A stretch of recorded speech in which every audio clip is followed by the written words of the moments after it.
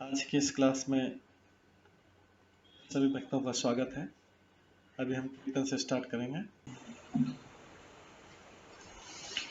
जय राधा माधव कुंज बिहारी, जय राधा माधव कुंज बिहारी, जय गोपीजन वल्लभ गिरिवर धारी, जय गोपीजन वल्लभ गिरिवर धारी, यशोदानंदन व्रज जनरंजन, यशोदानंदन व्रज जनरंजन, यमुना तीरवनचारी,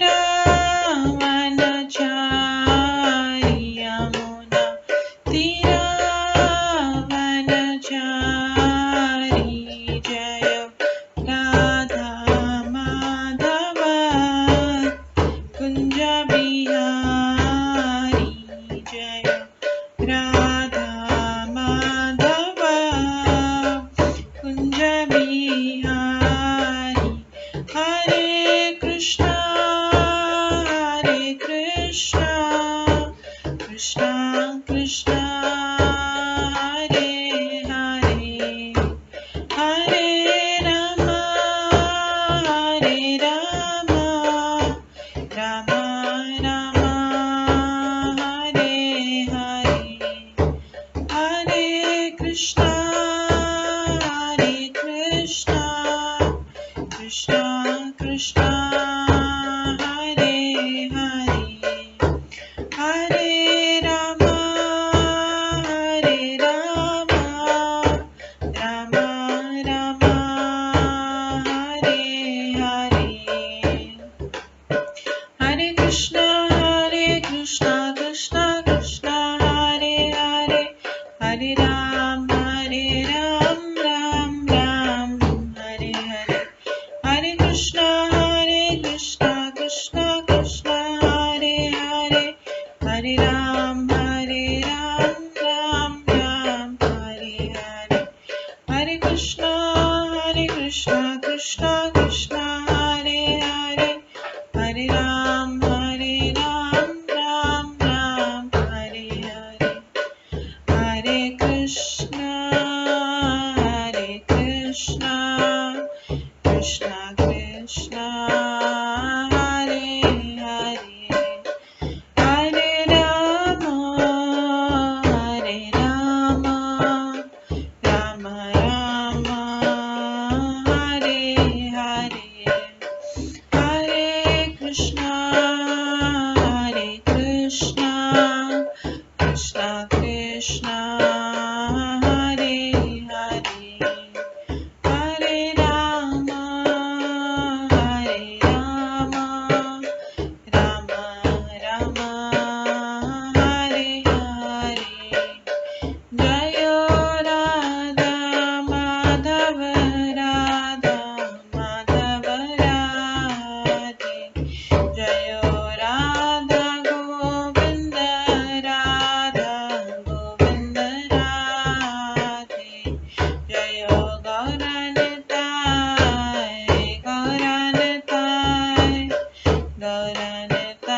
जय गौरनिताय, जय जय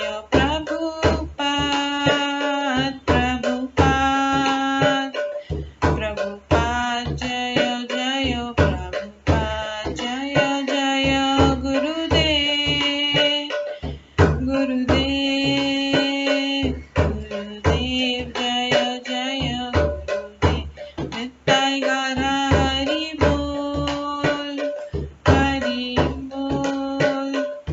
हरि बोल नित्य गौर हरि बोल। गौर प्रेमानंदे हरि हरि बोल। हरे कृष्णा। आज की इस क्लास में सभी भक्तों का स्वागत है।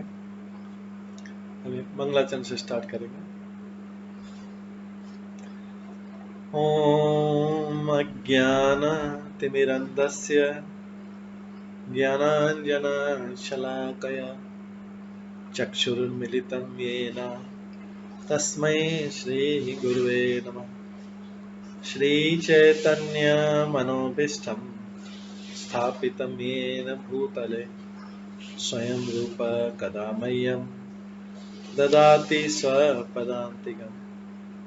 वन्देऽहं श्रीगुरो श्रीयुतपदकमलं श्रीगुरुं वैष्णवांश्च श्रीरूपं साग्रजातं सहगण रघुनाथान्वितं तं सजीवं साद्वैतं सावधूतं परिजनसहितं कृष्णचैतन्यदेवं श्रीराधाकृष्णपादान् सहगण ललिता श्रीविशाखान्वितांश्च नमो विष्णुपदाय कृष्णपृष्ठाय भूतले श्रीमते भक्तिवेदांत स्वामिन्निति नामिने। नमस्ते सरस्वती देवे गौरवाणी प्रचारिणे निर्विशेष शून्यवादी पाश्चात्य देशातारिणे। वाञ्छाकल्पतरुभ्यश्च कृपा सिन्धुभ्येव च पतितानां पावनेभ्यो वैष्णवेभ्यो नमो नमः। जय श्री कृष्ण चैतन्य प्रभु नित्यानंद श्री अद्वैत गदाधर शिवासादि गौर भक्तवृंद। हरे कृष्णा कृष्णा कृष्णा हरे हरे, हरे राम राम राम हरे हरे। ओम नमो भगवते वासुदेवाय। ओम नमो भगवते वासुदेवाय। ओम नमो भगवते वासुदेवाय। नारायणं नमस्कृत्य नरं चैव नरोत्तमं देवीं सरस्वतीं व्यासं ततो जयमुदीरये। नष्टप्रायेषु भद्रेषु नित्यं भागवत सेवया भगवते उत्तम श्लोके भक्तिर्भवति नैष्ठिकी। कृष्णाय वासुदेवाय देवकी नंदनाय च नन्दगोपकुमाराय गोविन्दाय नमो नमः।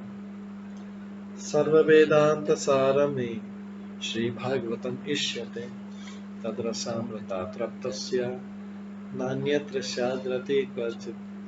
आराध्यो भगवान् ब्रजेश तनयस्तनधाम वृन्दावन रम्या काचिदुपासना व्रजवधूवर्गेण या कल्पिता। श्रीमद्भागवतं प्रमाणम् अमलं प्रेम कुमार्थमः श्रीचैतन्य महाप्रभुमतम् इदं तत्रादरो न परम्। मूकं करोति वाचालं पङ्गुलङ्घयते गिरिं यत्कृपातमहं वन्दे परमानन्दमाधवम्। हरे कृष्णा।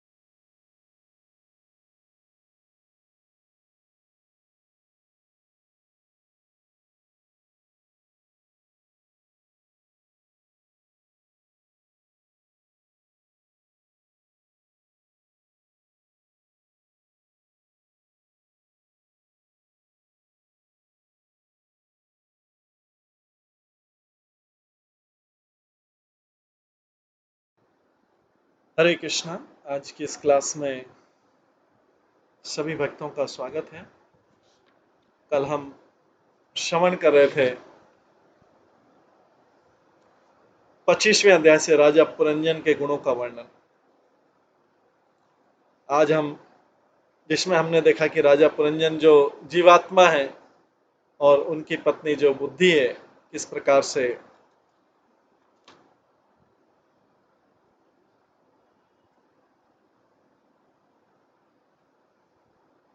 राजा पुरंजन का आखेट के लिए जाना और रानी का क्रोध, किस प्रकार से वो जाते हैं। राजा पुरंजन जब अपनी इस भारतवर्ष मतलब इस भूमि में घूमते हैं तो उनकी भेंट बुद्धि से होती है। बुद्धि जो है उनकी पत्नी के समान है। बुद्धि उनकी पत्नी के समान है।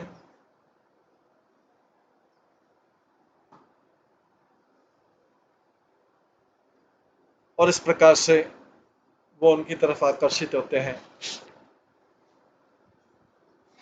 और इस प्रकार राजा पुरंजन अपनी सुंदर पत्नी के द्वारा बंदी बनाया हुआ था और ठगा जा रहा था। वास्तव में वो संसार में अपने संपूर्ण अस्तित्व में ठगा जा रहा था। बेचारा वो मूर्ख राजा अपनी इच्छा के विरुद्ध अपनी पत्नी के वश में उसी प्रकार रहता था जिस प्रकार कोई पालतू जानवर अपने स्वामी की इच्छा अनुसार नाचता रहता।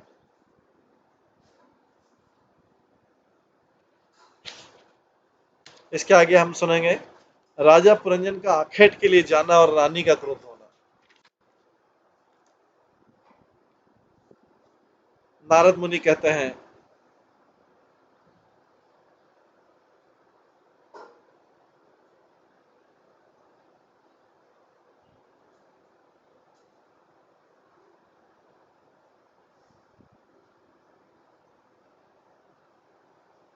स एकदा महाश्वास रथम पंचशम अशुगम द्विशम द्विचक्रम एकक्षम त्रिवेणुम पंचबंधुरम एक रश्मि एक दमनम एक नीडम द्विकुबरम पंच प्रहरणम सप्तवरुथम पंच विक्रमम हेम पंच विक्रमम हेमोपस्करम आरुह्य स्वर्ण वर्माक्षया एकादश चमूनाथ पंच प्रस्थम अगात वनम। नारद मुनि ने कहा,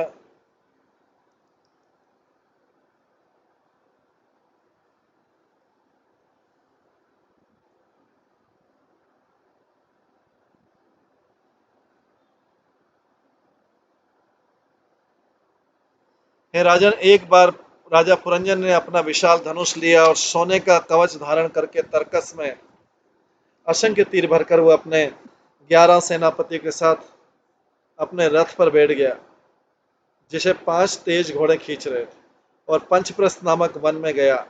उसने अपने साथ उस रथ में 2 विस्फोटक तीर ले गए। ये रथ 2 पहियों तथा घूमते हुए धुरे पर स्थित था। रथ पर 3 ध्वजाएं, एक लगाम, एक सारथी, एक बैठने का स्थान, 2 काठी, 5 आयुध और 7 आवरण थे। यह रथ 5 विभिन्न भिन्न शैलियों से गति कर रहा था और उसके सामने 5 अवरोध थे। रथ की सारी साज सज्जा सोने की बनी हुई। तात्पर्य इन तीनों श्लोकों में बताया गया है किस प्रकार जीव का भौतिक शरीर बहिरंगा शक्ति के 3 गुणों के नियंत्रण में रहता है। इन 3 श्लोकों में बताया गया कि किस प्रकार जीव का भौतिक शरीर बहिरंगा शक्ति के 3 गुणों में नियंत्रित रहता है। शरीर रथ है और जीव इस शरीर का स्वामी है। जैसा कि भगवत गीता में कहा गया, देहिनोऽस्मिन् यथा देह, शरीर का स्वामी देही कहलाता है। देह का स्वामी देही, जैसे अवतार का स्वामी अवतारी, जिससे अवतार उत्पन्न होते वो अवतारी कहलाता है, कृष्ण अवतारी। ऐसे देह का स्वामी देही कहलाता है, मतलब आत्मा देही कहलाता है। और इस शरीर के भीतर विशिष्टता हृदय के भीतर विद्यमान रहता है। जीव एक सारथी द्वारा चलाया जाता है। यह रथ 3 गुणों से बना हुआ है, जो कि प्रकृति के तीनों गुण हैं, जिसकी पुष्टि भागवत गीता में हुई है। यंत्र रूढ़ानी माया, यंत्र का अर्थ है वाहन। यह शरीर प्रकृति द्वारा प्रदत्त है और इस शरीर का चालक है परमात्मा। जीव रथ के भीतर बैठा रहता है, ऐसी ही वास्तविक स्थिति। जीवात्मा सदैव 3 गुणों सत्व, रजो तथा तमो गुण द्वारा प्रभावित होता रहता है, इसकी भी पुष्टि भागवत गीता में हुई। त्रिभी गुणमय भाव, जीवात्मा प्रकृति के तीनों गुणों द्वारा मोहग्रस्त हो रहता है। इस श्लोक में इन 3 गुणों को 3 पताकाएं कहा गया है। पताका से कोई भी व्यक्ति जान सकता है कि रथ किसका है। इसी प्रकार प्रकृति के 3 गुणों से जाना जा सकता है कि रथ किस दिशा में जा रहा है। दूसरे शब्दों में, जिसके आंखें हैं वह समझ सकता है कि प्रकृति की किसी विशेष गुण द्वारा यह शरीर किधर जा रहा है।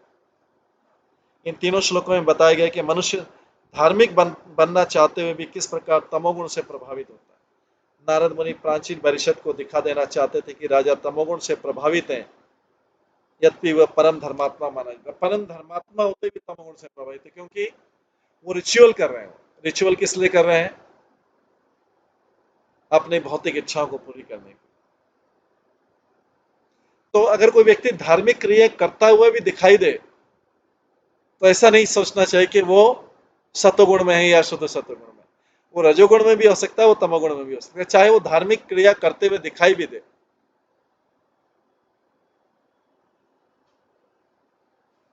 क्योंकि त्रिभी गुणमय भाव है। भागवत गीता के 7वें अध्याय में के 13वें श्लोक में था, त्रिभी गुणमय भाव है, जीवात्मा प्रकृति के तीनों गुणों द्वारा मोहग्रस्त होता रहता है। इस श्लोक में इन 3 गुणों को 3 पताकाएं कहा गया है। पताका से कोई भी व्यक्ति जान सकता है कि रथ किसका है। इस प्रकार प्रकृति के तीनों गुणों से जाना जा सकता है कि रथ किस दिशा में जा रहा है। दूसरे शब्दों में, जिसके आंखें हैं वह समझ सकता है कि प्रकृति के किसी विशेष गुण द्वारा शरीर किधर जा रहा है। इन तीनों श्लोकों में यह बताया गया है कि मनुष्य धार्मिक बनना चाहते हुए भी किस प्रकार तमोगुण से प्रभावित रहता है। नारद मुनि प्राचीन परिषद को दिखा देना चाहते थे कि राजा तमोगुण से प्रभावित है, यद्यपि वह परम धर्मात्मा माना जाता है। कर्मकांडी के अनुसार मनुष्य वेदों द्वारा निर्देशित विविध यज्ञ संपन्न करता है। उन सभी यज्ञों में पशु बलि का आदेश है, ताकि मारे जाने वाले पशुओं के जीवन पर वैदिक मंत्रों की शक्ति की परीक्षा हो सके। पशु बलि निश्चय ही तमोगुण के अधीन होकर की जाती है। भले कोई कितना धार्मिक प्रति वाला क्यों ना हो, पशु बलि की संस्तुति सभी शास्त्रों में, न केवल वेदों में परंतु अन्य संप्रदायों के आधुनिक शास्त्रों तक में है। ये पशु यज्ञ धर्म के नाम पर किए जाते हैं, किंतु वास्तव में तमोगुण वाले व्यक्तियों के लिए निमित्त होते हैं। अब ऐसे लोग पशुओं का वध करते हैं तो वे धर्म की दुहाई देते हैं, किंतु जहाँ धर्म दिव्य पद्धति हो, जहाँ वैष्णव धर्म, वहाँ पशु बलि के कोई स्थान नहीं है। ऐसा दिव्य धर्म की संस्कृति श्री कृष्ण ने भगवद गीता में की। सर्वधर्मान परित्यज्य माम एकम शरणम व्रज अहम तानुसर पापेभ्यो मोक्षयिष्यामि मा शुचः। तुम सभी धर्मों को छोड़कर केवल मेरी शरण में आओ, मैं तुम्हें समस्त पाप बंधनों से मुक्त कर दूंगा, तुम डरो नहीं। क्योंकि राजा प्राचीन परिषद विविध यज्ञों के करने में व्यस्त था, जिनमें पशु हत्याएं की जाती थी। अतः नारद मुनि ने उसे बताया कि ऐसे यज्ञ तमोगुण से प्रभावित होने के कारण किए जाते हैं। श्रीमद् भागवतम के तो प्रारंभ में ही कहा गया है, प्रोज्झित केतवोत्र। ऐसे सारे धर्मों को जो ठगी में लगे हुए हैं, भागवत में कोई स्थान नहीं उनके लिए। प्रोज्झित केतवोत्र, भगवत धर्म जो भगवान के साथ अपने संबंध को बताता है, इसमें पशु बलि की संस्तुति नहीं की जा सकती। संकीर्तन यज्ञ में, जिसमें हरे कृष्णा कृष्णा कृष्णा हरे हरे, हरे राम राम राम हरे हरे महामंत्र का जप किया जाता है, कहीं भी पशु बलि की संस्तुति नहीं। इन तीनों श्लोकों में राजा पुरंजन का पशुओं को मारने के लिए जंगल को प्रस्थान करना, प्रतीकात्मक रूप से तमोगुण से प्रेरित जीव का विभिन्न इंद्रिय तृप्ति के कार्यों में लगना।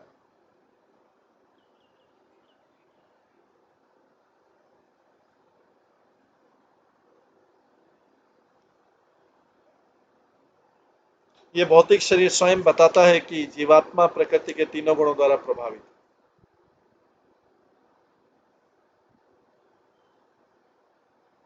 और उसे भौतिक वस्तुओं का भोग करने के लिए प्रवृत्त किया जा रहा है।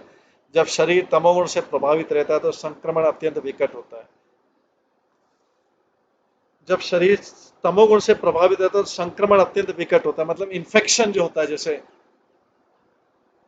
जो इन्फेक्शन वाला डिजीज होता है, ये यहाँ पे वो इन्फेक्शन बीमारी से नहीं बोल रहे हैं, दूसरे का प्रभाव इन्फेक्शन होता है, जैसे एक से दूसरे को हो जाता है, दूसरे से तीसरे को हो जाता है।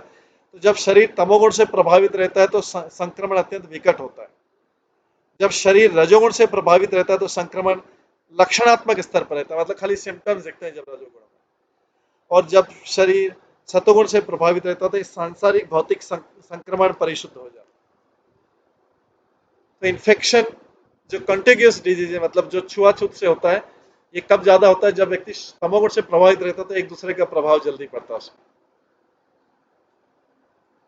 जब शरीर रजोगुण से प्रभावित रहता है तो इन्फेक्शन के सिम्टम्स दिखते हैं, और जब शरीर सतोगुण से प्रभावित रहता है तो सांसारिक भौतिक संक्रमण परिशुद्ध हो जाता है। विभिन्न धर्मों में बताए गए धार्मिक अनुष्ठान सतोगुण स्तर पर होते हैं। विभिन्न धर्मों में बताए गए धार्मिक अनुष्ठान सतोगुण स्तर पर होते हैं, किंतु इस भौतिक जगत में कभी कभी सतोगुण भी अन्य गुणों से दूषित हो जाता है, अतः कभी कभी सतोगुणी व्यक्ति भी तमोगुण के प्रभाव में आ जाता है। यहाँ पर इसका वर्णन हुआ है कि एक बार राजा पुरंजन पशुओं का वध करने के लिए जंगल में गया। इसका अर्थ है कि यही जीवात्मा तमोगुण के प्रभाव में आ गया। जिस जंगल में राजा आखेट करने गया उसका नाम पंचप्रस्थ था।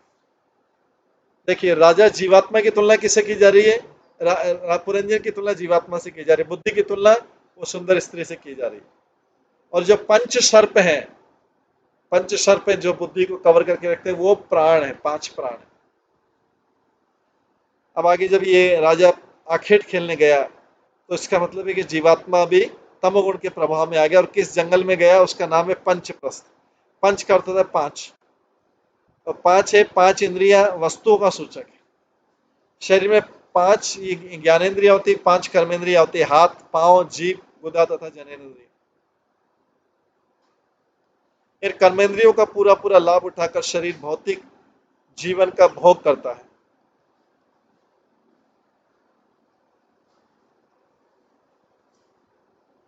रथ को 5 घोड़े खींच रहे हैं जो 5 इंद्रियों आंख, नाक, कान, त्वचा तथा जीभ के प्रति, इंद्रियों के विषय के प्रति शीघ्र आकर्षित होते हैं।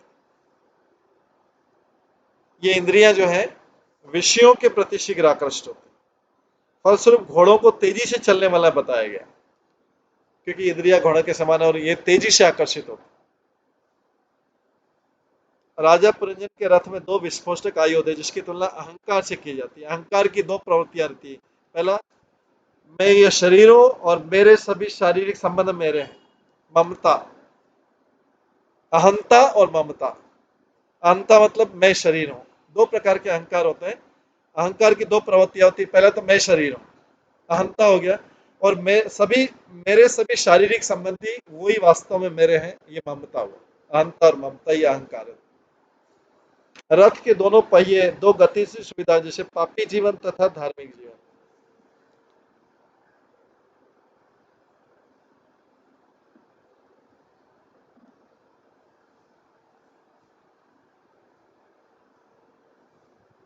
रथ के दोनों पहिए 2 गतिशील सुविधाओं, जैसे पापी जीवन तथा धार्मिक जीवन, ये 2 पहिए रथ। रथ 3 पताकों से सुसज्जित है, जो प्रकृति के 3 गुणों का द्योतक है। 5 प्रकार के अवरोध जो हैं वो पंच वायु है। शरीर में 5 वायु बहती है जो शरीर के भीतर प्रवाहित होती है। इसके वायु का कभी डिसबैलेंस हो जाए तो व्यक्ति को रोग हो जाता है। और जनरली जो रोग होता है ये वायु रोग में आता है, इंक्लूडिंग जो नर्व के डिजीज रहते हैं, नर्वस सिस्टम का रहता है, वो वायु के ऊपर आधारित है। जो स्नायु रोग बोलते हैं, जिसको नर्व का रोग होता है, जिसको हिंदी में स्नायु रोग बोलते हैं, वो वायु के कारण होता है। तो 5 प्रकार के अवरोध पंच वायु जो शरीर के भीतर प्रभावित रहते हैं। ये 5 प्रकार की वायु कौन सी? प्राण, अपान, उदान, समान तथा व्यान।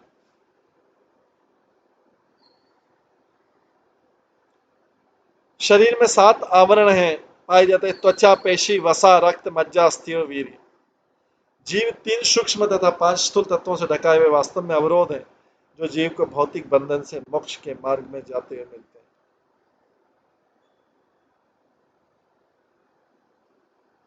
इस श्लोक में रश्मि मतलब होता है रस्सी।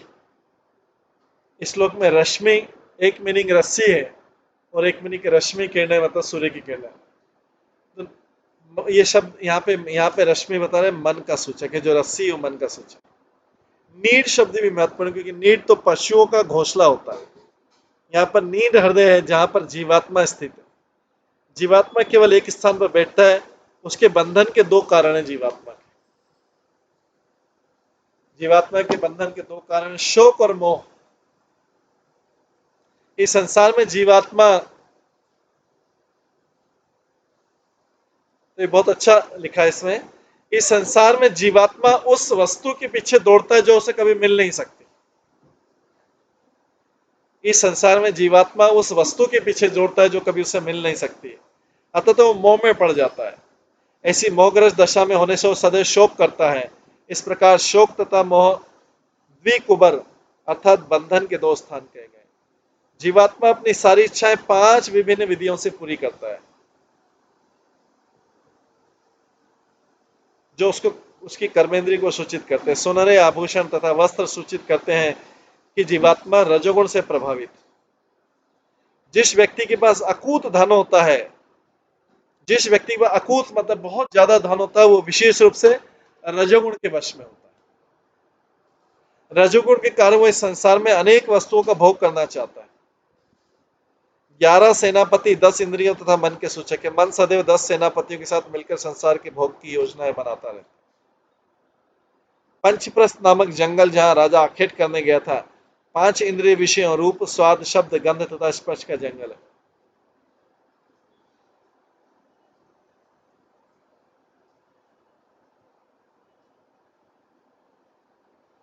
इस प्रकार 3 श्लोकों में नारद मुनि भौतिक शरीर की स्थिति तथा उसके भीतर जीवात्मा के बंदी होने का वर्णन करते हैं।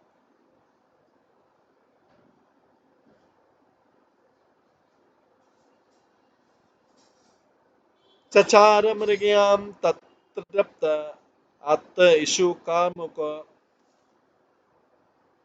विहाय जायाम अतः अतत अर्हम मृग व्यसन लाल सह।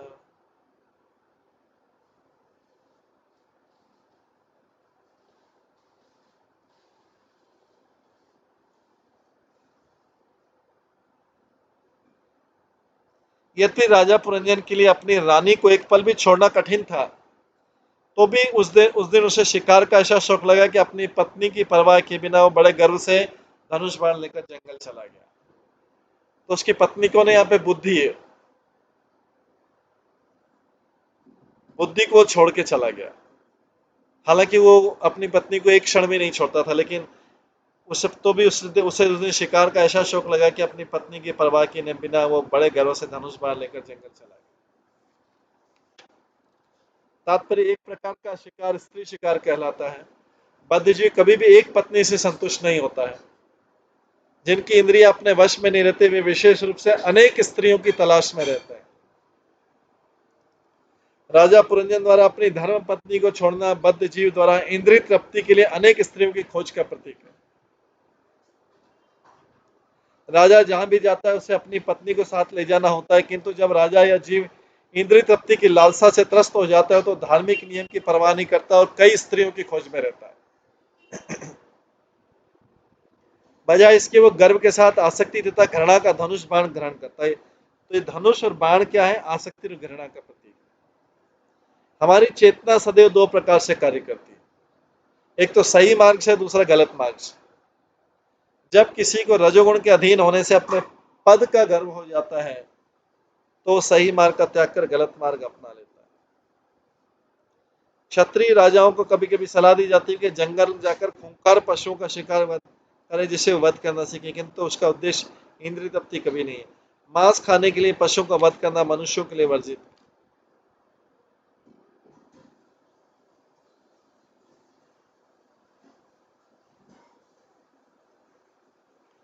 आसुरीं वृत्तिम् आश्रित्य घोरात्मा निरनुग्रह न्याहनत निशीते बाणे वनेषु वनगोचरान्। उस समय राजा पुरंजन आसुरी प्रवृत्तियों के प्रभाव में आ गया था। उस समय राजा पुरंजन आसुरी वृत्तियों के प्रभाव में आ गया था, जिसके कारण उसका हृदय कठोर तथा दया शून्य हो गया था।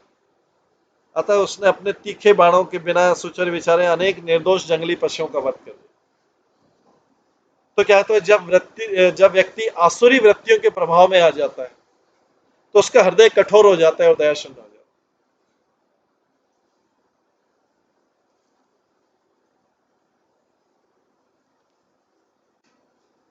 जब किसी मनुष्य को अपने पद का गर्व हो जाता है तो वह राजो तथा तमोगुण के प्रभाव में आकर बिना रोक टोक के अपनी इंद्रियों का भोग करना चाहता है। इस तरह उसे आसुरी कहते हैं। आसुरी होने पर लोग निरीह पक्षियों के प्रति भी दयावान नहीं रहते। आसुरी होने पर लोग निरीह पशुओं या मनुष्यों के प्रति भी दयावान नहीं रहते। फलत वे अनेक कसाई घर चलाते हैं। इसे सूना या हिंसा कहते हैं। कलयुग में रजो तथा तमोगुण में वृद्धि से प्राय सभी लोग आसुरी हैं। अतः उन्हें मांस खाना भी प्रिय है, इसके लिए वे अनेक कसाई घर चलाते हैं। इस कलिकाल में दया की वृत्ति प्राय शून्य हो गई है। दया की वृत्ति प्राय शून्य हो गया था। मनुष्यों तथा राष्ट्र के बीच सदैव संघर्ष तथा युद्ध चलते रहते हैं। मनुष्य यह नहीं समझते हैं कि वे जिस प्रकार वे बिना रोक टोक के अनेक पशुओं का वध करते हैं उसी प्रकार से महायुद्धों में भी उनका वध होगा। मनुष्य नहीं समझते कि जिस प्रकार वे बिना रोक टोक के पशुओं का वध करते हैं उसी प्रकार से महायुद्धों में भी उनका वध होगा।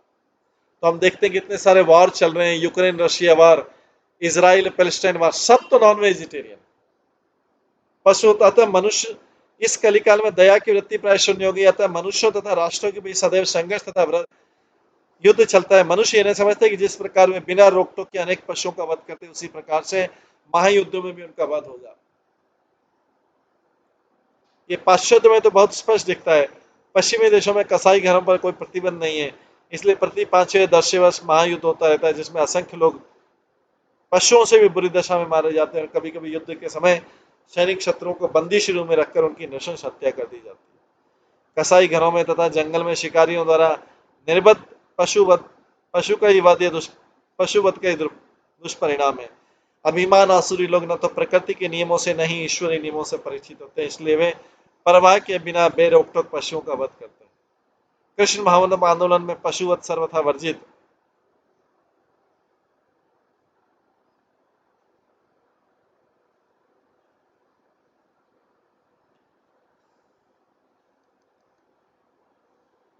यह तो जो 4 प्रामाणिक नियम है, पशुवध नहीं करना, मादक द्रव्य का सेवन नहीं करना, अवैध स्त्री संग नहीं करना तथा जुआ नहीं खेलना, यह कृष्ण भावनामत आंदोलन एकमात्र उपाय है जिसके द्वारा इस कली काल में मनुष्यों के पाप कर्मों का निवारण किया जा सकता है।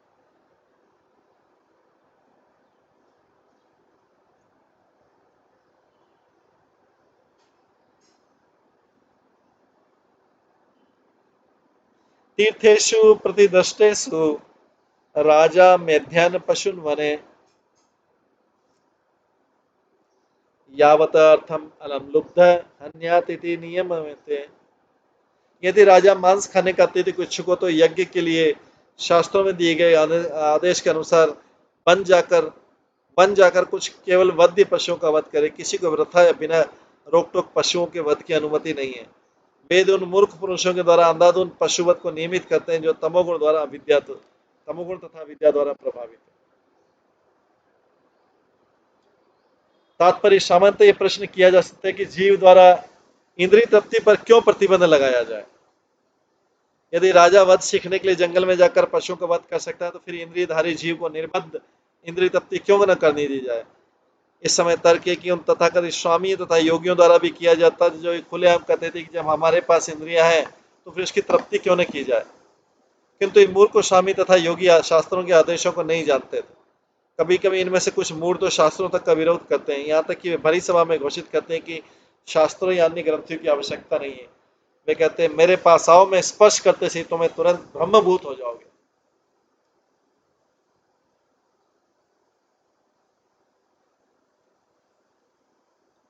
क्योंकि आसुरी लोग चाहते हैं कि वे ठगे जाए, इसलिए ठगने वालों की कोई कमी नहीं है। कलयुग में तो इस समय तो संपूर्ण मानव समाज ऐसे ठगों ठगी जाने वालों से भरा पड़ा है। पूरा मानव समाज चीटर से और चीटिंग करने वालों से भरा पड़ा है। इसलिए वैदिक शास्त्रों ने इंद्रिय तृप्ति के लिए समुचित आदेश दिए हैं। इस युग में प्रत्येक व्यक्ति मांस तथा मछली खाना, शराब पीना, विषय भोग में लिप्त रहना चाहता है, किंतु वैदिक आदेश के अनुसार संभोग की अवधि केवल विवाहित जीवन में है। मांस भक्षण केवल उन पशुओं का विहित है जो मारकर देवी काली पर चढ़ाए गए हों तथा मादक द्रव्य सेवन की केवल सीमित रूप में अनुमति है। इस श्लोक का नियमत्य शब्द सूचित करता है कि पशुवध, मादक सेवन तथा विषय भोग नियमित होने चाहिए। इसको रेगुलेटेड करे अगर किसी का ऐसा कंट्रोल नहीं हो पा रहा है। नियम मनुष्यों के लिए होते हैं, पशुओं के लिए नहीं होते हैं। सड़क परिवहन के नियम है कि दाहिने या बाएं चलो, मनुष्यों के लिए बने हुए न कि पशुओं के लिए। यदि पशु नियमों का उल्लंघन करते तो उसे दंडित नहीं किया जाता, किंतु यदि मनुष्य को किया जाता है तो वेद पशुओं मनुष्यों के लिए किया जाता है, मनुष्य को दंडित किया जाता है। वेद पशुओं के लिए नहीं अपितु मानव समाज द्वारा समझे जाने के लिए हैं। जो व्यक्ति बिना विवेक के वेदों द्वारा दिए गए विधि विधानों का अतिक्रमण करता है वह दंडनीय है। अतः मनुष्य को चाहिए कि अपनी काम वासनाओं के अनुसार इंद्रियों का भोग न करें, वरन वेदों में दिए गए नियमों के अनुसार अपने को नियमित करे। यदि राजा को जंगल में आखेट करने की अनुमति है तो वो उसकी इंद्रिय तृप्ति के लिए नहीं है। हम वध करने की कला के साथ खिलवाड़ नहीं कर सकते। यदि राजा चोर उचक्कों से डरता है किंतु दीन पशुओं को मारकर बड़े आनंद से उनके घर पे उनका मांस खाता है तो उसे राजा बनने का कोई औचित्य नहीं, उससे पद ले लेना चाहिए। चूंकि इस युग में राजाओं में आसुरी वृत्तियां होती है, अतः इसलिए प्रत्येक देश में प्रकृति के नियमों द्वारा राजतंत्र का सफाया हो रहा है।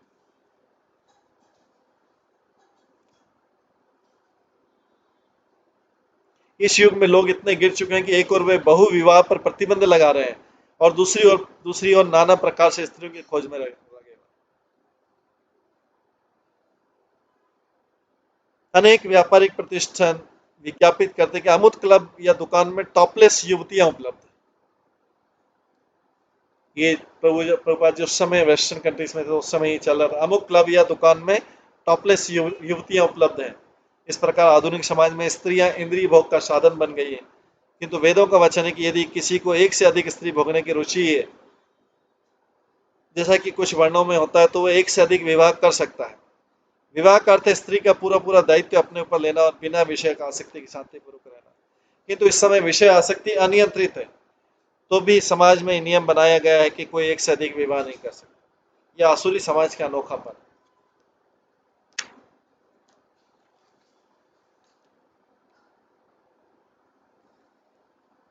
ये एवं कर्म नियतम विद्वान कुर्वितमानम कर्मणा तेन राजेंद्र ज्ञानेन स लिप्यते। नारद मुनि ने राजा प्राचीन भविष्य से आगे कहा,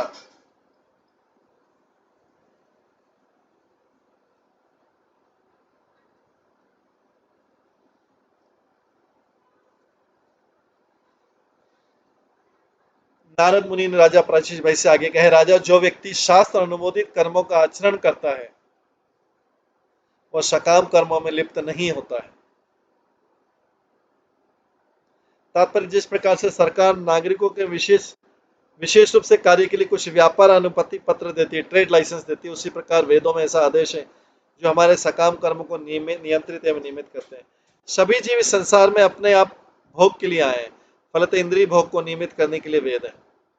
जो व्यक्ति वैदिक नियम के अनुसार इंद्रिय भोग करता है वह अपने कर्मों एवं उनके फलों में बंधता नहीं। भागवत गीता में आए, यज्ञ अर्थात कर्मणा, मनुष्य को यज्ञ के लिए अर्थात विष्णु को प्रसन्न करने के लिए कर्म करना चाहिए।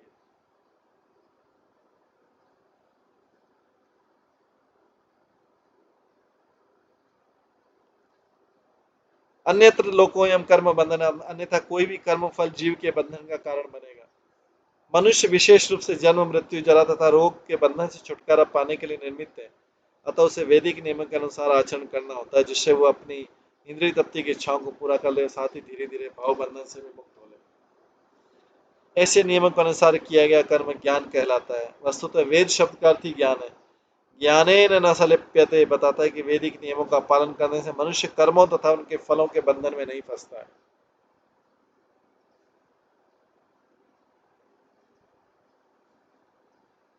इसलिए प्रत्येक व्यक्ति को वैदिक आदेश अनुसार आचरण करने का उपदेश दिया जाता है, न कि गैर जिम्मेदार तरीके से।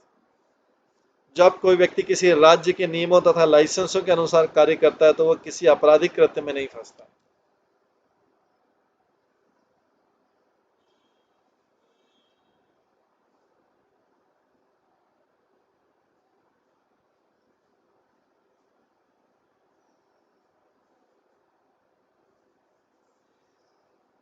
जब कोई व्यक्ति किसी राज्य के नियमों तथा लाइसेंसों के अनुसार कार्य करता है तो किसी आपराधिक कृत्य में नहीं फंसता, किंतु मानव निर्मित नियम सदा दोषपूर्ण होते हैं क्योंकि वे ऐसे व्यक्ति द्वारा बनाए जाते हैं जो त्रुटियां कर सकते हैं, मोहग्रस्तों से ठगे जा सकते हैं और अपूर्ण इंद्रिय वाले होते हैं।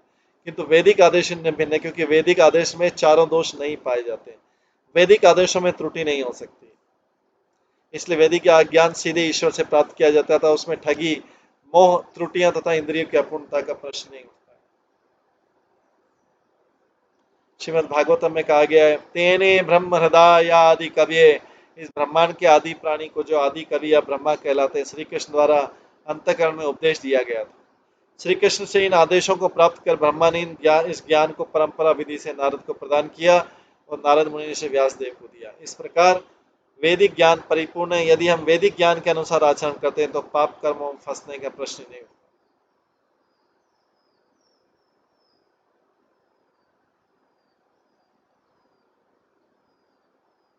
अन्यथा कर्म कुर्वाण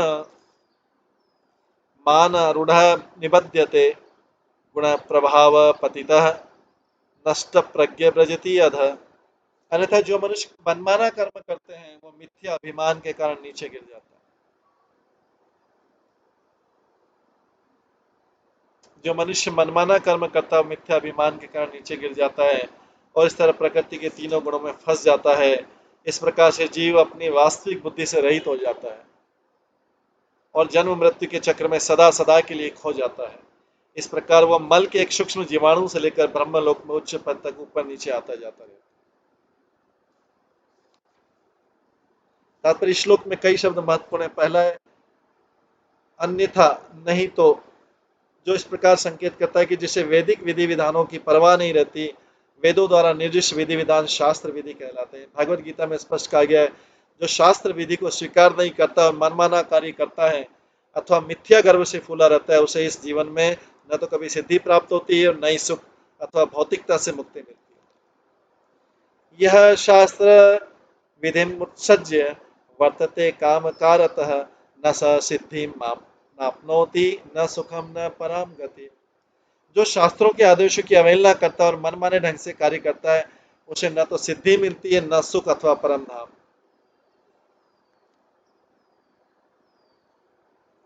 भगवद गीता। इस प्रकार जो जानबूझकर शास्त्र विधि का उल्लंघन करता है, वो अपने ही कारण से प्रकृति के गुणों द्वारा उतना ही संसार में फंसता जाता है।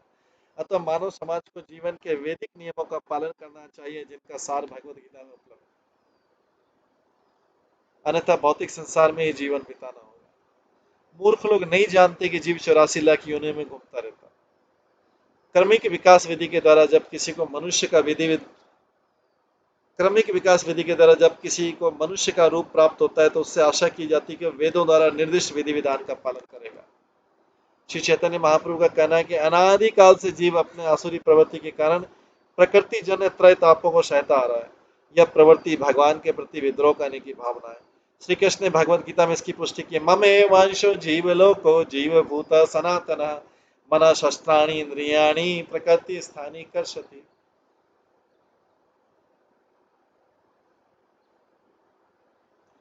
इस बद्ध जगत में जीवात्माएं मेरे शाश्वत अंश के रूप में है। ममे में अंशो जीवलोको, जीवलोक में जो आत्मा है मेरे अंश के रूप में शाश्वत अंश। जीव भूत सनातन, सनातन है, शाश्वत। बद्ध जीवन के कारण मन समेत अपनी 6 इंद्रियों से उसको अत्यधिक संघर्ष करना पड़ता है। मनुष्य का सबसे बड़ा संघर्ष क्या है? अपनी मन और 5 इंद्रियों के साथ संघर्ष करना। उनकी अलग अलग इच्छाएं होती है। तो प्रत्येक जीवात्मा भगवान का अंश है, तो उसे संसार के त्रय तापों में डालने का कोई कारण नहीं है। किंतु जीव अपने को झूठा ही भोक्ता मानकर स्वेच्छा से इस भौतिक अस्तित्व को स्वीकार करता है। वो वॉलेंटली यहाँ पे दुख भोगने आता है। उसको भगवान ने बोला नहीं दुख भोगो, लेकिन वो आता है कि मेरे को इस भौतिक जगत में अपनी इंद्रियों की पूरा करना है, तो मैं फंसूंगा। उसे इस भयावह स्थिति से बचाने के लिए भगवान ने व्यास देव का अवतार लेकर सारा वैदिक साहित्य प्रदान किया। इसलिए भी कहा गया कि कृष्ण भूली सही जीव अनादि बहिर्मुख, अतएव माया तारे दे संसार दुख।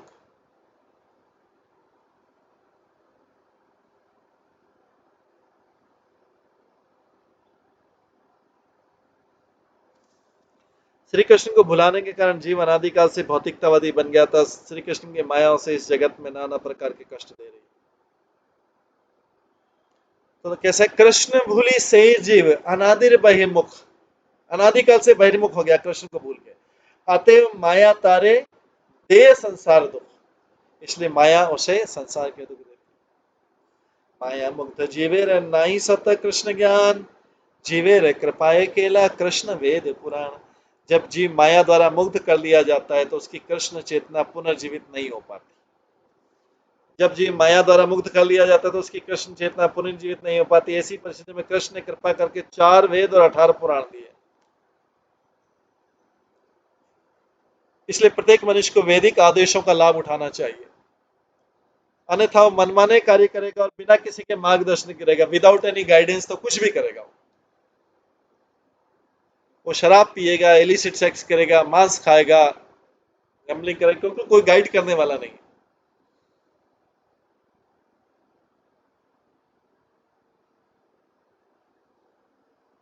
इस श्लोक में मानारूढ़ शब्द में मत पड़े। महान विचारक तथा वैज्ञानिक बनने के बहाने विश्व भर के लोग मानसिक स्तर पर कार्य कर रहे हैं। ऐसे व्यक्ति सामान्यतः अभक्त होते हैं, क्योंकि प्रथम जीव ब्रह्मा जी को भगवान के द्वारा दिए गए उपदेशों की परवाह नहीं करते। इसलिए भागवतम के कथन है, हराव भक्त से कुतो महद्गुण मनोरथेना सती धावतो बहि। जो व्यक्ति भक्त नहीं है वो बौद्धिक स्तर पर कार्य करने के कारण सुपात्र नहीं होता है। जो भक्त नहीं है उसमें सुपात्र अच्छे गुण कहां से आएंगे। ऐसे व्यक्ति को समय समय पर अपने ज्ञान का मानक बदलना पड़ता है। उसका ज्ञान का स्टैंडर्ड हर बार चेंज होता रहता है, क्योंकि भक्त नहीं है। भक्त नहीं तो अच्छे गुण कहां से आएंगे। फलस्वरूप हम देखते हैं कि एक दार्शनिक दूसरे से सहमत नहीं होता। कई बार साइंटिस्ट या फिलोसोफर बात करते हैं तो सबके व्यू अलग अलग रहते हैं। इसका एकमात्र कारण ज्ञान के किसी मानक के बिना मानसिक स्तर पर काम करते रहते हैं। किंतु वैदिक आदेशों में ज्ञान का मानक स्वीकृत है, भले कभी कभी कथन परस्पर विरोधी लगते हैं। चूंकि वेद ज्ञान के मानक है, अतः भले विरोधी लगे किंतु उन्हें मानना चाहिए। यदि उन्हें स्वीकार नहीं किया जाता तो फिर भवबंधन में पड़ जाएंगे।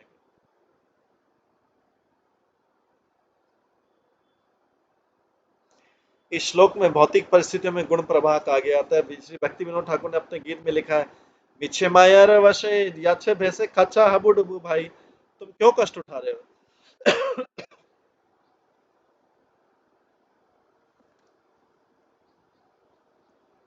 तुम क्यों कष्ट उठा रहे हो। तुम कभी प्रकृति की तरंगों में ऊपर और कभी नीचे क्यों जा रहे हो। जीव कृष्ण दास ए विश्वास कर लेता आर दुख नहीं। जीव कृष्ण दास ए विश्वास कर लेता आर दुख नहीं।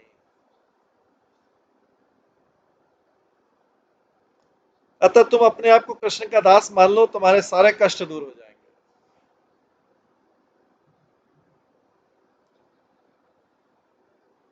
जो ही कोई कृष्ण की शरण में आता है और भागवत गीता को ज्ञान के पूर्ण मानक के रूप में स्वीकार करता है और प्रकृति के गुणों से बाहर आ जाता है और कभी नीचे नहीं गिरता तथा अपने ज्ञान को नहीं खोता। नष्ट प्रज्ञा, प्रज्ञा का अर्थ है पूर्ण ज्ञान। नष्ट प्रज्ञा का अर्थ है जिसे पूर्ण ज्ञान नहीं है। जिसे पूर्ण ज्ञान नहीं होता है उसके पास केवल अनुमान रहता है, खाली अनुमान गैस करता रहता है।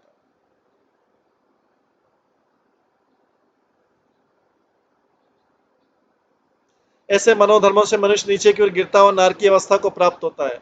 शास्त्रों द्वारा निर्धारित नियमों का उल्लंघन करने से मनुष्य का हृदय शुद्ध नहीं हो सकता है। शास्त्रों द्वारा निर्धारित नियमों का उल्लंघन करने से मनुष्य का हृदय कभी भी शुद्ध नहीं हो सकता, और जब हृदय शुद्ध नहीं होगा तो तीनों भौतिक प्रकृति के 3 गुणों के अनुसार कार्य करेगा। इन कार्यों का सुंदर वर्णन भागवत गीता के 17वें श्लोक में श्लोक 1 से लेकर 6 तक हुआ है। भागवत गीता में यह भी बताया गया कि त्रैगुण्य विषया वेदा निस्त्रे गुण्य भवार्जुना निर्द्वंदो नित्य सत्वस्थो निर्योग क्षेम आत्मवान।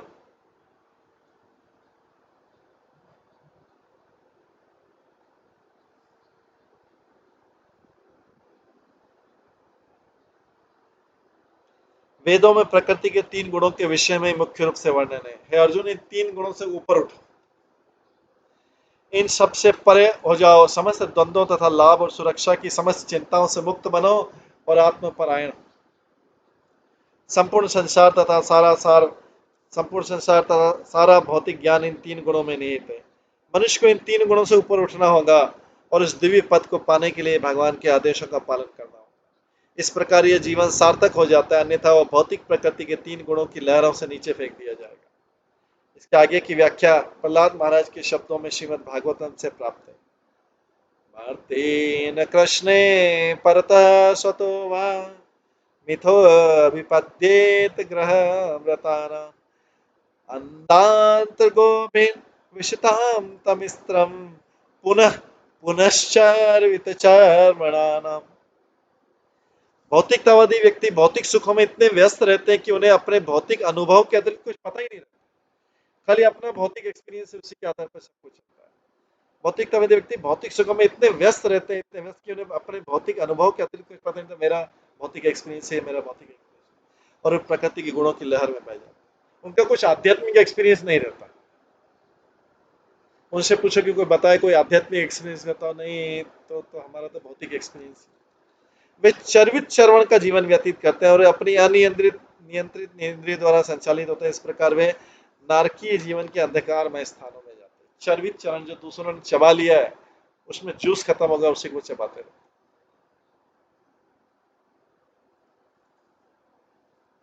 तत्र निर्भिन्न गात्राणाम चित्रवाजेशिली मुखे विप्लवा दुखितानाम दुसह करुण आत्मानाम। जब राजा पुरंजन इस प्रकार आखेट करने लगा तो तीक्ष्ण बाणों से भेद कर जंगल में अनेक पशु अत्यधिक पीड़ा से अपना प्राण त्यागने लगे। वो बाण पे बाण मारते जा रहा था। राजा के इस विनाशकारी निर्दयतापूर्ण कार्य को देखकर दयालु पुरुष अत्यंत खिन्न हो गए। इस प्रकार के दयालु पुरुष ये सारा वध देखकर सहन नहीं कर सके।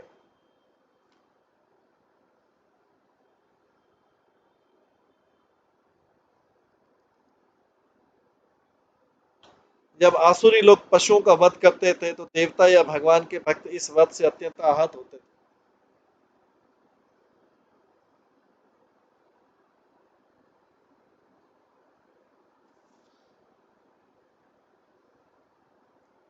इस आधुनिक युग की आसुरी सभ्यताओं में विश्व भर की अनेक वधशालाएं चालू हैं। धूर्त स्वामी तथा योगी मूर्ख लोगों को मांस खाने तथा पशुओं का वध करने के लिए प्रोत्साहित करते हैं।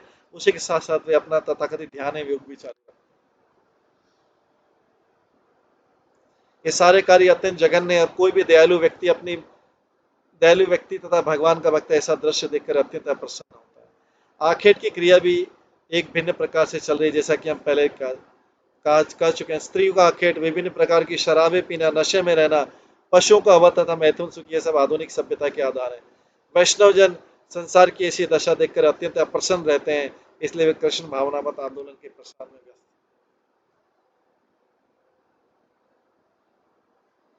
जंगल में पशुओं के शिकार तथा वध, कसाई घरों में पशुओं का सामूहिक वध तथा वैश्यालयों में जो क्लब और संस्थाओं के विभिन्न नामों के अंतर्गत होते हैं, और तरुणियों का शोषण, इन सब को देखकर भक्तजन दुखी होते हैं। यज्ञ में पशुओं के वध के प्रति अत्यंत दयालु होने के कारण नारद जी ने राजा प्राचीन परिषद को उपदेश देना प्रारंभ किया। इस उन उपदेशों में उन्होंने बताया कि मेरे जैसे भक्त मानव समाज में प्रचलित इस प्रकार के वध से अत्यंत दुखी हैं। इस प्रकार के वध से न केवल संत पुरुष दुखी होते हैं, वरन भगवान भी दुखी होते हैं। बुद्ध के अवतार के रूप में प्रकट होते हैं। इसलिए जयदेव गोस्वामी गाते हैं, सरदय हृदय दर्शित पशु घातम। मात्र पशुओं की हत्या रोकने के लिए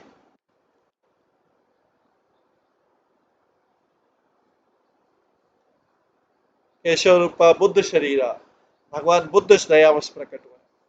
कुछ धूर्त ये मत करते कि पशु की आत्मा नहीं होता है अथवा जड़ है। इस प्रकार वे अपना उचित स्थापित करते कि पशु हत्या में कोई पाप नहीं होता है। वस्तु तो पशु जड़ नहीं, अपितु उनका वध करने वालों का हृदय जड़ है। अतः उन्हें कोई तर्क दर्शन नहीं भाता। वे कसाई घरों को चालू रखते हैं, जंगल में पशुओं का वध करते हैं। निष्कर्ष, जो व्यक्ति नारद जैसे साधु पुरुष है, उनकी परंपरा के उपदेशों की परवाह नहीं करता, वो निश्चय ही नष्ट प्रज्ञ की कोटि में पहुंचकर नरक हो जाता है। शशान वराहन महिषान गवयान रुरु शल्यकान मेध्यान्यान च विविधान विनिध्न क्षम अध्यगात।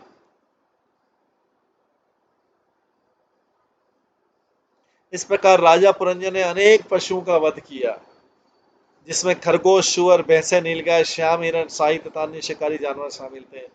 वे लगातार शिकार करते रहने से राजा अत्यधिक थक गया। तात्पर्य, तमोगुणी मनुष्य अनेक पाप कर्म करता है। श्री रूप गोस्वामी अपने भक्ति रसामृत सिंधु में कहते हैं कि मनुष्य केवल अज्ञान से पापी बनता है। पापमय जीवन का परिणाम है कष्ट भोगना। जो नियमों को नहीं जानते और आदर्श नियमों का उल्लंघन करते हैं, वे कानून द्वारा दंडित होते हैं। इसी प्रकार प्रकृति के नियम भी बड़े कठोर हैं। यदि बालक परिणाम जाने बिना अग्नि को छूता है तो वो जल जाता है, भले ही बच्चा क्यों न हो। यदि कोई बालक प्रकृति के नियमों का उल्लंघन करता है तो उसके साथ कोई अनुकंपा नहीं बरती जाती। मनुष्य केवल अज्ञानवश ही प्रकृति के नियमों का उल्लंघन करता है, और जब उसे ज्ञान हो जाता है तो वो और आगे पाप कर्म नहीं करता।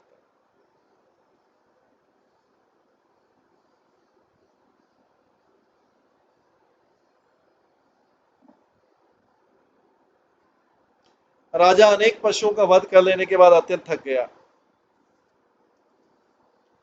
जब मनुष्य किसी संत पुरुष के संपर्क में आता है तो उसे प्रकृति के कठोर नियमों का पता चलता है और वो धार्मिक बन जाता है। अधार्मिक मनुष्य पशु तुल्य है, किंतु कृष्ण भावनावाद आंदोलन में ऐसे मनुष्य को वस्तुओं का सही से ज्ञान हो जाता है। वो 4 वर्जित कार्यों को त्याग देता है। यह है अवैध, मैथुन, मांस भक्षण, दूध क्रिया तथा मद्य सेवन। यही धार्मिक जीवन का सूत्रपात है। जो अपने को तथाकथित रूप से धार्मिक कहकर इन 4 वर्जित कर्मों में लगे रहते हैं, वे कपटी हैं। धार्मिक जीवन तथा पाप कर्म एक दूसरे के साथ नहीं चल सकते। यदि कोई सचमुच धार्मिक जीवन या मोक्ष पथ का अनुसरण करना चाहता है तो उसे उन 4 मूलभूत नियमों पर दृढ़ रहना होगा, चाहे कोई कितना भी पापी क्यों न हो। यदि उसे उपयुक्त गुरु से ज्ञान प्राप्त होता है तो वो अपने विगत पाप कर्मों के लिए पश्चाताप करता है और उन्हें बंद कर देता है। वो तुरंत घर लौटने अर्थात भगवान के धाम वापस जाने का पात्र बन जाता है। ये तभी संभव है जब शास्त्र विधियों का तथा गुरु के उपदेशों का पालन किया जाए।